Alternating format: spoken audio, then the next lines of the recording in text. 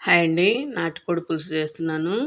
మన పెద్దవాళ్ళు చేస్తారు గదా! ఉల్లిపాయ, టమాటా వేయకుండా కూరంతా ఒకేసారి కలిపేసి అలా చేస్తున్నాను. ఒక కిలో నాటుకోడి చికెను శుభ్రంగా కడిగి పెట్టుకొని, 4 లవంగాలు, ఒక చెక్క, కాస్త సాల్టు, కాస్త పసుపు, మన తినే కారాన్ని బట్టి కారం నేను ఒక 2.5 స్పూన్ వేశాను. ఆయిల్ వేసేసుకొని ఇదంతా బాగా కలిపేసుకొని ఒక 10 నిమిషాలు పక్కన పెట్టుకోవాలి. 10 నిమిషాల తర్వాత స్టవ్ మీద పెట్టేసుకొని ఉడికించుకోవాలి చికెన్ను. చికెన్‌లోంచి వాటర్ అంతా బయటికి వస్తది కదా! వాటర్ ఇంకిపోయే వరకు ఉడికించుకోవాలి. ఇప్పుడు దాదాపు 50% ఉడికింది చికెను. ఇప్పుడు మనం నీళ్లు పోసేసుకొని ఉడికించుకోవాలి. ఆలోపు మసాలా దంచుకున్నాను. తెల్లగడ్డ, ధనియాలు, కొబ్బరి దంచి పెట్టుకున్నాను పొడి. ఆ పొడి వేస్తున్నాను. ఆ పొడి వేసి బాగా కలిపేసి కూర చిక్కబడే వరకు ఉడికించుకుంటే నాటుకోడి పులుసు రెడీ.